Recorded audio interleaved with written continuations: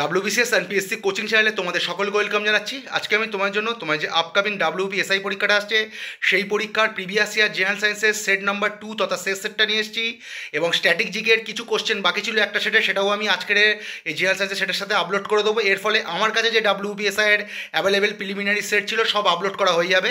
আর আমার ভিডিওগুলো ভালো লাগলে ভিডিওগুলোকে লাইক করো, পারলে চ্যানেলটাকে সাবস্ক্রাইব করো এবং শেয়ার কিন্তু অবশ্যই করো বন্ধুরা। খারাপ লাগলে কিন্তু অবশ্যই ডিসলাইক করো এবং কমেন্ট করে তোমরা জানিও।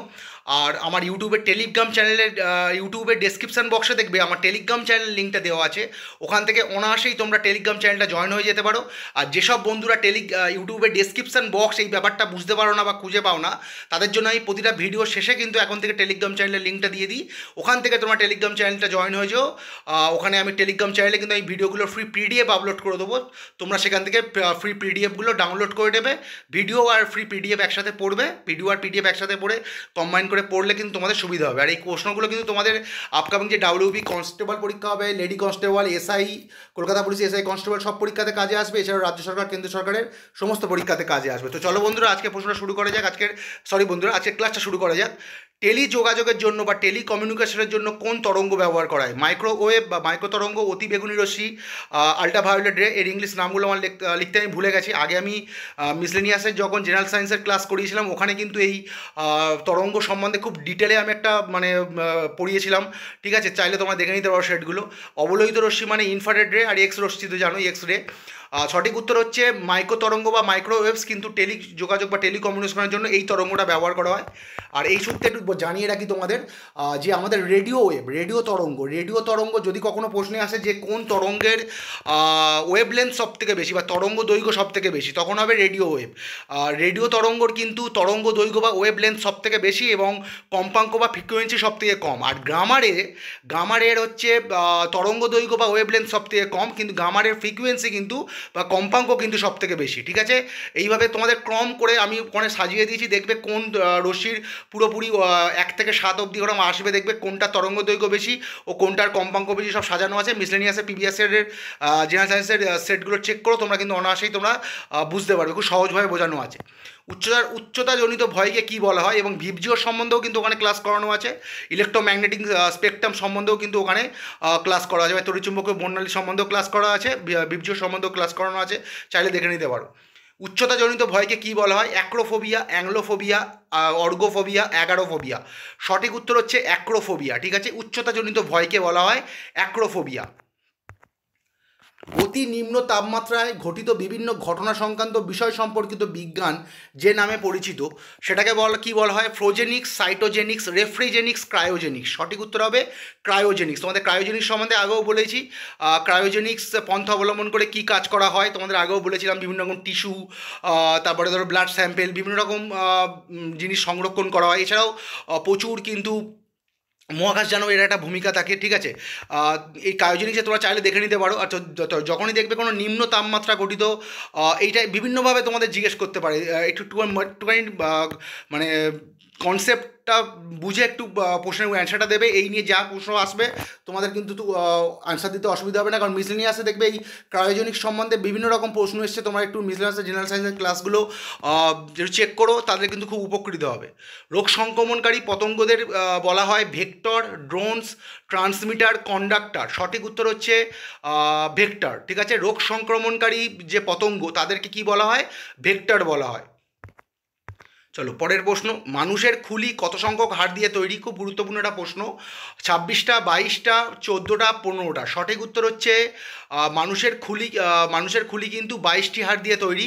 তার ভেতরে 8টা হচ্ছে করোটির হাড় আর 14টা হচ্ছে মুখের হাড়। এটাও কিন্তু ইন্ডিভিজুয়ালি আসতে পারে যে কটা করোটির হাড়, এরকম অনেক সময় এখানে যেরকম দিয়ে দিয়েছে মানুষের ধরো মানে যে খুলি বা স্কালে কটা হাড়, তখন হবে 22টা।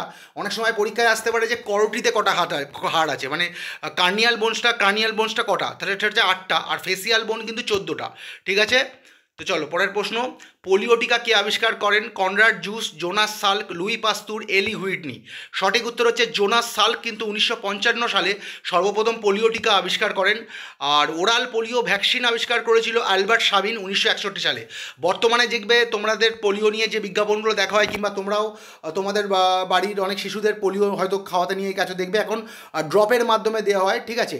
ওটা ওটা আবিষ্কার করেছিলেন অ্যালবার্ট সাবিন, যেটা বর্তমানে যেটা চলছে। ওরাল পোলিও ভ্যাকসিন আবিষ্কার করেছিল কে? অ্যালবার্ট সাবিন 1961 সালে। আর পোলিও টিকা আবিষ্কার করেছিল প্রথম জোনাস সাল্ক 1955 সালে। এই সম্বন্ধে আরও কিছু গুরুত্বপূর্ণ তথ্য দেখে নেওয়া যাক। বিশ্ব পোলিও দিবস কবে পালন করা হয়? 24শে অক্টোবর বিশ্ব পোলিও দিবস পালন করা হয়। 2024 সালের কি থিম ছিল? এ global mission to reach every child, ঠিক আছে। এ global mission to reach every child 2024 সালের এটা কিন্তু থিম ছিল। তাহলে ওরাল পোলিও ভ্যাকসিন আবিষ্কার করেছিল অ্যালবার্ট সাবিন 1961 সালে, এবং জোনাস সাল্ক কিন্তু 1955 সালে পোলিও টিকা আবিষ্কার করেন। দুটো সালও কিন্তু এই ক্ষেত্রে মনে রাখতে হবে, সমান গুরুত্বপূর্ণ। আর এইখানে বাকি যে তিনটে ইনভেন্টার দেখছো তারা কী কী আবিষ্কার করেছিল বলে দিই। কনরাড জুস আবিষ্কার করেছিল, বলা যায় ধরো ফার্স্ট প্রোগ্রামেবল যে কম্পিউটার যদি কখনো আসে, যে first programmable computer invented by Konrad Zuse, এবং তাকে কিন্তু ফাদার অফ মডার্ন কম্পিউটার বলা হয়, ঠিক আছে। কনরাড জুসকে কিন্তু অনেক সময় ফাদার অফ মডার্ন কম্পিউটার বলা হয়। আর লুই পাস্তুর তোমরা জানো র্যাবিস ভ্যাকসিন আবিষ্কার করেছিলেন, এবং এলি হুইটনি কটন জিন আবিষ্কার করেছিলেন, ঠিক আছে। এলি হুইটনি কিন্তু কটন জিন আবিষ্কার করেছিলেন, ঠিক আছে। খুব গুরুত্বপূর্ণ নোটগুলো ভালো করে মুখস্থ করে নিও, দেখবে প্রচুর পরীক্ষায় কিন্তু এখান থেকে কমন পাবে। এইচআইভি সংক্রামিত ব্যক্তির শরীরে নিম্নলিখিত তরলগুলিতে, মানে এইচআইভি সংক্রামিত ব্যক্তির শরীরের নিম্নলিখিত তরলগুলিতে এইচআইভি ভাইরাস পাওয়া যায়। মানে এইচআইভি হয়েছে এমন একজন ব্যক্তির, সংক্রামিত একজন ব্যক্তির কোন তরলে আর কি এইচআইভি ভাইরাসটা পাওয়া যায়? অপশানগুলো: 1 রক্ত, অপশান 2 বীর্য বা যোনি তরল, অপশান 3 বুকের দুধ, অপশান 4 সবগুলি। সঠিক উত্তর হচ্ছে উপরের সবগুলি। একজন এইচআইভি হয়েছে এমন ব্যক্তির, মানে এডস হয়ে গেছে যার, তাহলে রক্ত, বীর্য বা যোনি তরল, বুকের দুধ, উপরে সব সবকটিতেই কিন্তু এইচআইভি ভাইরাস লক্ষ্য পাওয়া যায় আর কি। আচ্ছা, এইচআইভি ভাইরাসের কিছু গুরুত্বপূর্ণ নোট দেখে নেওয়া যাক। এইচআইভির পুরো ফুল ফর্ম কি? Human immunodeficiency virus, human immunodeficiency virus. এডসের ফুল ফর্ম কি? Acquired immunodeficiency syndrome. এডসের ফুল ফর্মটা কিন্তু প্রচুর পরীক্ষায় জানতে চাওয়া হয়, তোমরা জানবে। দেখবে যে যতদূর আমার মনে হচ্ছে ক্লার্কশিপের পরীক্ষাতেই এসেছিল অ্যাকুয়ার্ড ইমিউনোডেফিসিয়েন্সি সিন্ড্রোম। আর এডস ডে পালন করা হয় 1 ডিসেম্বর, প্রতি বছর 1 ডিসেম্বর কিন্তু এডস ডে পালন করা হয়। এবং লাস্ট যেটা পালন করা হয়েছে 2024 সালে, তার যে থিমটা ছিল খুব গুরুত্বপূর্ণ। এগুলো এই থিমগুলো কিছু কিছু ডের ক্ষেত্রে থিমগুলো ইম্পর্টেন্ট, সব ডের ক্ষেত্রে কিন্তু থিমগুলো ইম্পর্টেন্ট নয়। Take the right path, my health my right. Take the right path, my health my right, এটা কিন্তু 2024 সালের এডস ডের থিম ছিল। পিঁপড়ে ও মৌমাছির হুলে কোন অ্যাসিড থাকে? Tartaric acid, formic acid, acetic acid, hydrochloric acid. সঠিক উত্তর হচ্ছে ফর্মিক অ্যাসিড। তোমরা জানো আশা করি সকলেই এটা। পিঁপড়ে ও মৌমাছির হুলে কিন্তু কোন অ্যাসিড থাকে? ফর্মিক অ্যাসিড থাকে। এবং এই অ্যাসিড সংক্রান্ত বিভিন্ন রকম শর্টস আমি ছেড়ে রেখেছি, কোন ফলে কী অ্যাসিড থাকে, এগুলো চাইলে তোমার আমার শর্টসগুলো চেক করতে পারো, খুবই উপকৃত হবে। হিমোগ্লোবিনের প্রধান কাজ কি? শক্তির ব্যবহার, অক্সিজেন পরিবহন করা, ব্যাকটেরিয়া ধ্বংস করা, উপরের কোনোটাই নয়। হিমোগ্লোবিনের প্রধান কাজ হচ্ছে অক্সিজেন পরিবহন করা, ঠিক আছে। আর হিমোগ্লোবিন তোমরা জানো একটা লৌহ গঠিত রঞ্জক, ঠিক আছে। হিমোগ্লোবিন কিন্তু একটা লৌহ গঠিত রঞ্জক, ঠিক আছে। তো চলো পরের প্রশ্ন বন্ধুরা। এবং হিমোগ্লোবিন কিন্তু একটা প্রোটিনও, ঠিক আছে। তোমরা চাইলে দেখে নিতে পারো আগের নোটগুলো। নিচের কোনটি ভাইরাসজনিত রোগ নয়? জলাতঙ্ক, হেপাটাইটিস, যক্ষ্মা, জল বসন্ত। তাহলে সঠিক উত্তর হচ্ছে জল বসন্ত বা চিকেন পক্স, যেটা ইংলিশে বলা হয়। ওটা আমার লিখতে আমি ভুলে গেছি, এই সম্বন্ধে আগে আমি লিখে দিয়েছিলাম নোট। যেটা জল বসন্ত বা চিকেন পক্স, এটা কিন্তু এটাকে সরি বন্ধুরা, আমি একটুখানি ভুল বলছি। আমি অপশানগুলো সম্বন্ধে বলতে যাচ্ছিলাম। এই চারটের ভেতর তিনটে কিন্তু ভাইরাস দ্বারা হয়। কোনটা? জলাতঙ্ক, যক্ষা ও জল বসন্ত। জল বসন্তটাকে কিন্তু ইংলিশে চিকেন পক্স বলে, ওটা আমি লিখতে ভুলে গেছি, ওটাই বলছি। আর কোনটা ভাইরাসজনিত রোগ নয়? যক্ষা বা টিবি, দেখবে অনেক সময় বলে বাড়িতে টিবি হয়েছে। টিউবারকুলোসিস বা যক্ষা, যেটা আমাদের মানে পূর্বে এই নামেই পরিচিত ছিল, যক্ষা এখনও আছে। দেখবে কিন্তু মুখে মুখে অনেক জায়গায় বলেন যে টিবি হয়েছে মানুষটার। তাহলে যক্ষা কিন্তু ব্যাকটেরিয়ার জন্য হয় একটা। আর বাকি যে তিনটে দেখছো, জলাতঙ্ক, হেপাটাইটিস আর জল বসন্ত, বসন্ত বা চিকেন বক্স এগুলো কিন্তু ভাইরাসের জন্য হয়। তাহলে যক্কা কোন ব্যাকটেরিয়ার জন্য হয়? মাইকোব্যাকটেরিয়াম টিউবারকুলোসিস, মাইকোব্যাকটেরিয়াম টিউবারকুলোসিস নামক ব্যাকটেরিয়ার জন্য কিন্তু যক্কা হয়। আর জলাতঙ্ক হয় র্যাবিস ভাইরাসের জন্য। আর জল বসন্ত বা চিকেন পক্স হয় ভ্যারিসেলা জোস্টার ভাইরাসের জন্য, ভ্যারিসেলা জোস্টার ভাইরাসের জন্য কিন্তু জল বসন্ত বা চিকেন পক্স হয়। আর হেপাটাইটিস কিন্তু বিভিন্ন রকম ভাইরাসের জন্য হয় এবং বিভিন্ন রকম কারণেও হয়। অনিয়ন্ত্রিত জীবনযাপনের জন্যও কিন্তু হেপাটাইটিস হয়। তোমরা জানো হেপাটাইটিস কিন্তু অতিরিক্ত মদ্যপান করলেও লিভার ক্ষতিগ্রস্ত হয়, অনেক কারণেই হয়। তার প্রধান কারণ হচ্ছে কিন্তু এই 5 রকম ভাইরাস আছে, hepatitis A, hepatitis B, hepatitis C, hepatitis D, hepatitis E, এইগুলোর জন্য কিন্তু হেপাটাইটিস হয়। ওগুলো দিইনি যেহেতু নামগুলো হেপাটাইটিস দিয়েই আছে, বাকিগুলো কিন্তু খুব গুরুত্বপূর্ণ। বাইসনোসিস রোগে আক্রান্ত হয় সাধারণত কোন শ্রমিকরা? রাবার শিল্প, বস্ত্র শিল্প, মৃৎ শিল্প মানে যে মাটির যারা কাজকর্ম করে, লোহা ও ইস্পাত শিল্প। সঠিক উত্তর হচ্ছে বাইসনোসিস রোগে আক্রান্ত হয় সাধারণত টেক্সটাইল ইন্ডাস্ট্রি বা বস্ত্র শিল্পের সঙ্গে জড়িত শ্রমিকরা। ঠিক আছে, খুব গুরুত্বপূর্ণ কোশ্চেন। বাইসনোসিস রোগে আক্রান্ত হয় টেক্সটাইল ইন্ডাস্ট্রির যারা কাজ করে তারা। চলো পরের প্রশ্ন, সালোক সংশ্লেষের সময় কোন শক্তির রূপান্তর ঘটে?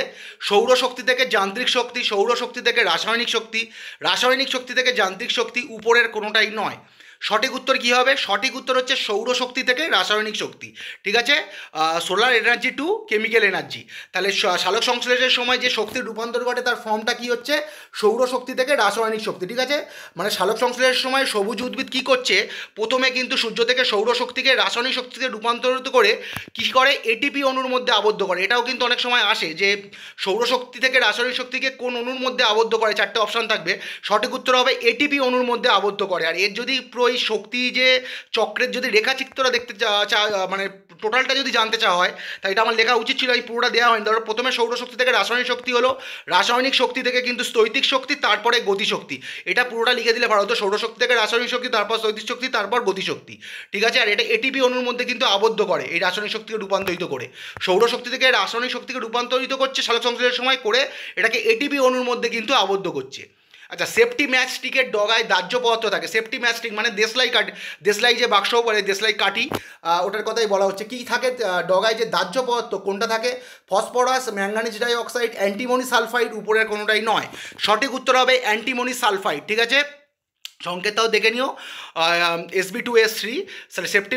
সেফটি ম্যাচ স্টিকের ডগায় কোন দাহ্য পদার্থ থাকে? Antimony sulphide. ঠিক আছে, অনেক সময় কিন্তু যদি অ্যান্টিমনি সালফাইড না থাকে, অ্যান্টিমনি ট্রাইসালফাইডও থাকে, তখনও সঠিক উত্তর ওটাই হবে, অ্যান্টিমনি ট্রাইসালফাইড, ওটাও নামে পরিচিত। কোন মাধ্যমে শব্দের গতিবেগ সর্বাধিক? তরল, গ্যাসীয়, কঠিন, শূন্য। সঠিক উত্তর কিন্তু কঠিন মাধ্যমে শব্দের গতিবেগ সর্বাধিক। এবং যদি ক্রমটা জানতে চাওয়া হয়, ওরা কিন্তু বিভিন্নভাবে জানতে চাইতে পারে। শব্দের সব থেকে যে সর্বোচ্চ গতিবেগ কঠিনে, তারপর তরলে, তারপর গ্যাসীয় মাধ্যমে। ঠিক আছে, তাহলে ক্রমটা কী হবে? শব্দের সব থেকে দ্রুত চলাচল করে কঠিন মাধ্যমে, তারপর তরল মাধ্যমে, তারপর গ্যাসীয় মাধ্যমে। মানে গ্যাসীয় মাধ্যমে গতিবেগ সব থেকে কম, আর কঠিন মাধ্যমে সব থেকে বেশি। আর তরল আর গ্যাসীয়র মধ্যে যদি কম্পেয়ার করা যায়, তরলের গতিবেগ, শব্দের গতিবেগ কিন্তু গ্যাসীয় মাধ্যমের থেকে বেশি। আর ভ্যাকুমে মানে শূন্য মাধ্যমে কিন্তু শব্দ কিন্তু যাতায়াত করতে পারে না, শূন্য মাধ্যমের মধ্যে দিয়ে শব্দ যেতে পারে না। নিম্নলিখিত কোনটি গ্রিন হাউস গ্যাস নয়? Hydrogen, methane, carbon die oxide, nitrous oxide. সঠিক উত্তর হচ্ছে হাইড্রোজেন। হাইড্রোজেন ছাড়া যে কটা দেখছো, nitrogen, nitrous oxide, carbon die oxide ও মিথেন, এই তিনটেও কিন্তু মানে গ্রিন হাউস গ্যাস। হাইড্রোজেন কিন্তু এই অপশানের মধ্যে গ্রিন হাউস গ্যাস নয়। আচ্ছা, এইবারে জেনারেল সায়েন্সের সব প্রশ্ন হয়ে গেল, যে কটা বাকি ছিল। এবারে একটা সেটের স্ট্র্যাটেজিকের বাকি ছিল WPSI-এর, ওটা আমি করে দিচ্ছি। কোন সিনেমার সঙ্গীত পরিচালনা করার জন্য বার্লিন ফিল্ম ফেস্টিভ্যালে পণ্ডিত রবিশঙ্কর সিলভার বিয়ার পুরস্কার পেয়েছিলেন? ঠিক আছে, সঠিক উত্তর কী হবে? কাবুলিওয়ালা। কোন সিনেমার সঙ্গীত পরিচালনা করার জন্য বার্লিন ফিল্ম ফেস্টিভ্যালে পণ্ডিত রবিশঙ্কর সিলভার বিয়ার পেয়েছিলেন? কাবুলিওয়ালা। এছাড়াও কিন্তু পণ্ডিত রবিশঙ্করজি কিন্তু পথের পাঁচালীতেও কিন্তু, যেটা সত্যজিৎ রায় পরিচালিত, সেখানেও কিন্তু মিউজিক ডিরেক্টর হিসাবে কাজ করেছিলেন। কিন্তু সিলভার বিয়ার পুরস্কারটা কাবুলিওয়ালা সিনেমার জন্য পেয়েছিলেন। উনি জানেন প্রখ্যাত একজন সেতার শিল্পী। নেমসেক গ্রন্থের রচয়িতাকে? ঝুম্পা লাহিড়ী, অমিতাভ ঘোষ, কিরণ দেশাই, ভাবনা চৌহান। সঠিক উত্তর হচ্ছে এটা ঝুম্পা লাহিড়ী হবে, বানানটা আমি ভুল লিখে রেখেছি, অমিতাভ লাহিড়ী দিয়ে দিয়েছি। এটা নেমসেক গ্রন্থের রচয়িতা হচ্ছে ঝুম্পা লাহিড়ী। ঠিক আছে বন্ধুরা, নেমসেক গ্রন্থের রচয়িতা হচ্ছে ঝুম্পা লাহিড়ী। এটা আমি তোমাদের ভিডিওটা শেষ হয়ে গেলে, যখন আমি ভিডিওটা মানে আপলোড করব তারপরেই কিন্তু আমি পিডিএফটা কারেক্ট করে দেবো, করে আমি টেলিগ্রাম চ্যানেলে যখন আপলোড করবো তখন সঠিকটা পাবে। অমিতাভ লাহিড়ী বলে কেউ নেই, অমিতাভ ঘোষ একজন বিখ্যাত লেখক, আর ঝুম্পা লাহিড়ী মানে ওটা আর কি ওখানকার ঝুম্পা লিখে ফেলেছি, লাহিড়ী লিখে ফেলেছি, এখানকার অমিতাভ লিখে ফেলেছি। আর নেমসেক গ্রন্থের রচয়িতা হচ্ছে ঝুম্পা লাহিড়ী, নট অমিতাভ লাহিড়ী, ঝুম্পা লাহিড়ী হবে ওটা। ভারতের স্টক মার্কেট নিয়ন্ত্রণ করে সেবি, আরবিআই, এসবিআই, বিএসসি। সঠিক উত্তর হবে সেবি, যার ফুল ফর্ম কি? Securities and exchange board of India. Securities and exchange board of India ভারতের স্টক মার্কেট মানে যে শেয়ার মার্কেট বলে, এই ভারতের শেয়ার মার্কেটটাকে নিয়ন্ত্রণ করে বা রেগুলেট করে কে? Security and exchange board of India. আচ্ছা, এই সম্বন্ধে জেনে নেওয়া যাক। এই যে সেবি কত সালে প্রতিষ্ঠা হয়েছিল? সেবি প্রতিষ্ঠা হয়েছিল 1988 সালে, কিন্তু এটাকে স্ট্যাটিউটারি রিকগনাইজেশন, এটাও কিন্তু পরীক্ষায় আসে যে সেবি কত সালে স্ট্যাটিউটারি রিকগনাইজেশন পায় বা সংবিধিবদ্ধ সংস্থা হিসাবে ও পরিচিতি লাভ করে, মানে সংবিধিবদ্ধ সংস্থা হিসাবে সেবিকে কবে আর কি স্বীকৃতি দেওয়া হয়? সংবিধিবদ্ধ সংস্থা বা স্ট্যাটিউটারি রিকগনাইজেশন পায় সেবি 1992 সালে। দুটো সালই মনে রাখতে হবে, আলাদা আলাদাভাবে আছে। এবং কোন কমিটির সুপারিশ অনুযায়ী সেবিকে স্ট্যাটিউটারি রিকগনাইজেশন দেওয়া হয়েছিল যদি পরীক্ষায় আসে, তখন সঠিক উত্তর হবে নরসিংহম কমিটির সুপারিশ অনুযায়ী সেবিকে কিন্তু স্ট্যাটিউটারি রিকগনাইজেশন দেওয়া হয়েছিল। ঠিক আছে, খুব গুরুত্বপূর্ণ একটা প্রশ্ন। তাহলে সেবি প্রতিষ্ঠা হয়েছে 1988 সালে, আর ওর স্ট্যাটিউটারি রিকগনাইজেশন বা সংবিধিবদ্ধ সংস্থা হিসাবে স্বীকৃতি পেয়েছে 1992 সালে। আর কোন কমিটির সুপারিশ অনুসারে সেবি সংবিধিবদ্ধ সংস্থা বা স্ট্যাটিউটারি রিকগনাইজেশন পেয়েছিল, এটাও পরীক্ষায় আসে, তখন হবে নরসিংহম কমিটি। বিভিন্ন রকম কমিটি জানো, বিভিন্ন রকম কমিটি বিভিন্ন জিনিস এর সঙ্গে যুক্ত থাকে প্রতিষ্ঠানের সঙ্গে, তোমাদের আগেও বলেছি। বর্তমান চেয়ারপারসনকে, আচ্ছা বানানটা ভুল হয়েছে, চেয়ারপারসন হয়ে গেছে। বানান অ্যাকচুয়ালি ঠিকই লিখছি, কিন্তু কি হয় একটু সতর্ক না হলে যখনই আমি লিখছি, আমি টাইপটা ঠিক করছি কিন্তু পাশে আরেকটা অটোমেটিক্যালি 2-3টে টাইপ চলে আসছে এবং ওটাই নিয়ে নিচ্ছে। ঠিক আছে, এই সব মানে খুবই সমস্যা হচ্ছে এই জন্য। বর্তমান চেয়ারপারসন হচ্ছে মাধবী পুরী বুজ। বানানটাও ভুল হয়েছে, আমি লিখেছি কিন্তু পুরী, ওখানে হয়ে গেছে পুরো। এটা আমি কিন্তু ঠিক করে দেবো যখনই তোমরা দেখবে। আমি আগেগুলো দিয়েছি, তোমরা দেখে নিতে পারো মিসেনিয়াসের সময়, স্ট্র্যাটেজিকের সেটগুলো কিংবা ক্লার্কশিপের সময় ঠিক করাই আছে। তবে এখানে বানানটা হবে মাধবী পুরী বুজ। ঠিক আছে, উনি কিন্তু সেবির বর্তমান চেয়ারপারসন। এখানে মাধবী পুরো বুজ নয়, ওখানে যেরকম ঝুম্পা লাহিড়ী নামে অমিতাভ লাহিড়ী হয়ে গেছে, আমি কিন্তু লিখছি মাধবী পুরী বুজ, পুরীটা পুরোটা ওরা নিয়ে নিচ্ছে। আমি যে সতর্ক না হয়ে দেখলেই ওটা চলে আসছে। আমি এক্ষুনি ঠিক করে দেবো আপলোড করার পর, যখন পিডিএফটা পাবে কারেক্টই পাবে। আর প্রথম চেয়ারপারসন কে ছিল? Doctor SA. দেব। সেবির প্রথম চেয়ারপারসন ছিল ডক্টর এস.এ. দেব। চলো পরের প্রশ্ন বন্ধুরা। আর এইটা কিন্তু খুব গুরুত্বপূর্ণ। সেবি কত সালে প্রতিষ্ঠা হয়েছিল? ঠিক আছে, সেবিকে কত সালে স্ট্যাটিউটারি রিকগনাইজেশন পেয়েছিল এটা যেরকম গুরুত্বপূর্ণ, আর কোন কমিটির সুপারিশ অনুযায়ী সেবিকে স্ট্যাটিউটারি রিকগনাইজেশন দেওয়া হয়েছিল এটাও খুব গুরুত্বপূর্ণ। নরসিংহম কমিটির সুপারিশ অনুযায়ী সেবিকে কিন্তু স্ট্যাটিউটারি রিকগনাইজেশন দেওয়া হয়। জাতীয় যুব দিবস কোন দিন পালিত হয়? 31শে জানুয়ারি, 1লা জুলাই, 12ই জানুয়ারি, 23শে জানুয়ারি। সঠিক উত্তর হচ্ছে 12ই জানুয়ারি। জাতীয় যুব দিবস কিন্তু 12ই জানুয়ারি পালন করা হয়। স্বামী বিবেকানন্দর জন্মদিন উপলক্ষে কিন্তু জানো তোমরা জাতীয় যুব দিবস বা ন্যাশনাল ইউথ ডে পালন করে। এবং 23শে জানুয়ারি জানো, আজকেরই 23শে জানুয়ারি। এবং আমাদের প্রখ্যাত বিপ্লবী বলো, নেতা বলো, ভারত মাতার প্রখ্যাত বীর সন্তান নেতাজি সুভাষচন্দ্র বসুর আজকের জন্মদিন। ইন্টারপোলের সদর দপ্তর কোথায় অবস্থিত? খুব গুরুত্বপূর্ণ একটা প্রশ্ন। বন, যেটা জার্মানিতে অবস্থিত, Lyon France, Vienna Austria, New York মার্কিন যুক্তরাষ্ট্র। সঠিক উত্তর হচ্ছে লিও। ঠিক আছে, ইন্টারপোলের সদর দপ্তর কোথায় অবস্থিত? Lyon France. যারা দেখবে একটুখানি ফুটবল খেলা দেখো তারা কিন্তু এই লিও নামটার সঙ্গে পরিচিত, কারণ এই যে প্যারিস প্যারিস সাজা বলে একটা টিম আছে, মোনাকো, লিও বলেও দেখবে যে প্যারিস যে লিগটা হয়, মানে এখন একটু প্যারিস লিগের জৌলস কমে গেছে, কারণ মেসি প্যারিস লিগে খেলছিল, মেসি এমবাপে দুজনেই চলে গেছে, কারণ এমবাপে লা লিগায় চলে গেছে। এগুলো কিন্তু পরীক্ষায় আসতে পারে, ওই জন্য তোমায় জানিয়ে রাখছি, এগুলো কিন্তু বেকার নয়, এগুলো যারা খেলা দেখো না তাদের জন্য খুবই গুরুত্বপূর্ণ। মেসি কিন্তু বর্তমানে ইন্টার মায়ামি বলে একটা দলে খেলছে, যেটা ইউএসের একটা লিগ আর কি, মানে মার্কিন যুক্তরাষ্ট্রের লিগে খেলছে মেসি। এবং এমবাপে কিন্তু রিয়াল মাদ্রিদে চলে গেছে, মানে লা লিগাতে চলে গেছে। কোন দেশের লিগকে কী বলা হয় এগুলোও কিন্তু আসে। প্যারিসের যে লিগটা হয়, ফ্রান্সের যে ফুটবল খেলাটা হয় ওটাকে কিন্তু লিগ 1 বলে। ঠিক আছে, প্যারিসে যে খেলাটা হয় ওটাকে লিগ 1 বলে। এবং ওখানে কিন্তু লিও দেখবে, যারা খেলা দেখো খুব ভালো করে, যারা খুব খেলার আর কি ভক্ত, তারা অন্ধভক্ত, তারা কিন্তু দেখো আশা করি রাত জেগে, লিও বলে দেখবে লিও টিমের খেলা হয়।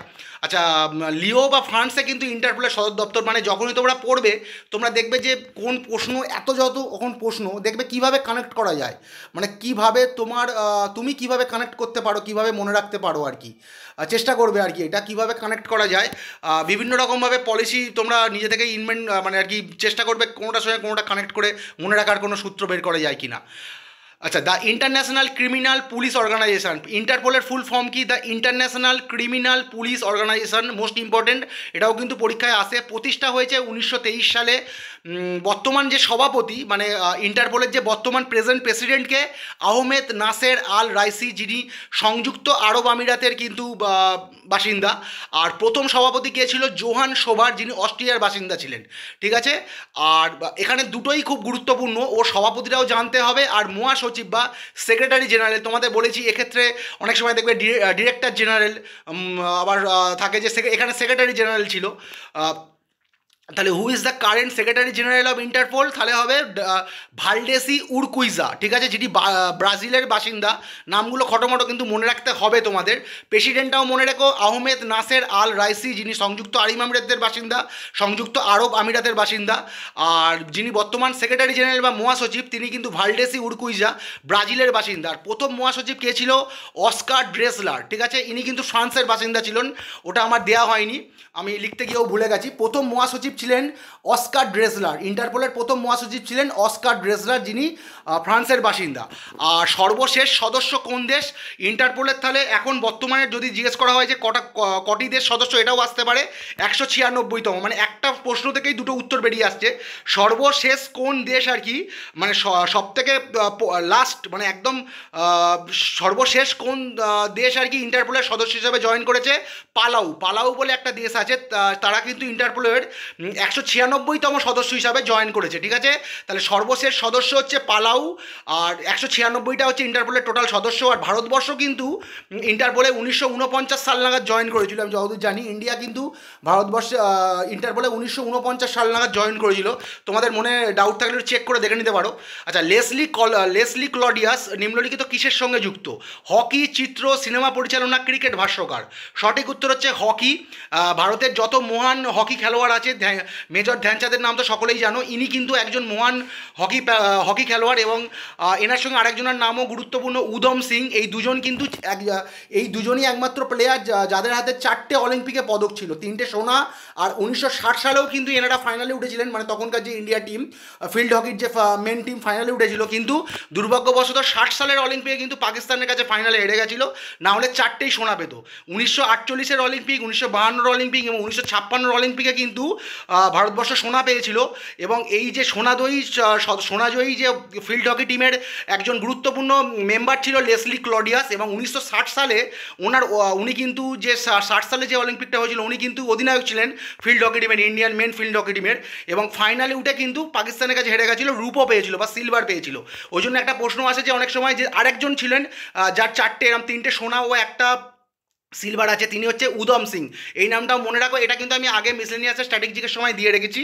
আর লেসলি ক্লডিয়াস ও উদম সিং দুজনেই হকির সঙ্গে যুক্ত, দুজনেরই 4টে পদক আছে, 3টে সোনা, 48, 52, 56 ও 60-এ কিন্তু পাকিস্তানের কাছে ফাইনালে হেরে যাওয়ার ফলে রূপও পেয়েছিল। বিশ্ব পরিবেশ দিবস কোন দিন পালিত হয়? এটা অপশান দিইনি, তোমরা জানো বহুবার রিপিট হয়, সকলেরই মুখস্থ হয়ে গেছে। 5ই জুন কিন্তু তোমরা জানো যে বিশ্ব পরিবেশ দিবস পালন করা হয়। এবং 2024 সালে যেটা লাস্ট হয়ে গেছে, যেহেতু 25-এর আগে যে পরীক্ষাগুলো হবে, জুন মাসের আগে যে পরীক্ষাগুলো হবে, সেগুলো কিন্তু এগুলো আসতে পারে। 2024 সালের থিম, মানে সব কটা ডেটের কিন্তু থিম ইম্পর্টেন্ট নয়, কিন্তু এক্ষেত্রে কিন্তু খুবই ইম্পর্টেন্ট।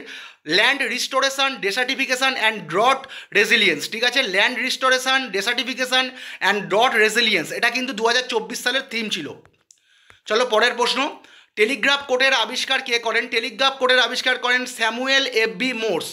অপশানগুলো দিয়ে নি, দেরি হয়ে যাচ্ছিল। টেলিগ্রাফ কোডের আবিষ্কার কে করেন? Samuel FB. মোর্স। তো চলো বন্ধুরা, আজকের এই পর্যন্ত। তাহলে WBSI এর সব প্রশ্ন আমি কিন্তু আপলোড করে দিলাম, তোমরা দেখে নিতে পারো। যেটা স্ট্র্যাটেজিকটা বাকি ছিল আমি জেনারেল সায়েন্সকে আপলোড করে দিলাম। আর এবারে আমি WB কনস্টেবলের তোমাদের সেটগুলো আপলোড করে দেবো সামনের সপ্তাহের ভিতরে, আশা করি শেষ করে দেবো সরস্বতী পুজোর আগেই। তো চলো বন্ধুরা, good day and good bye.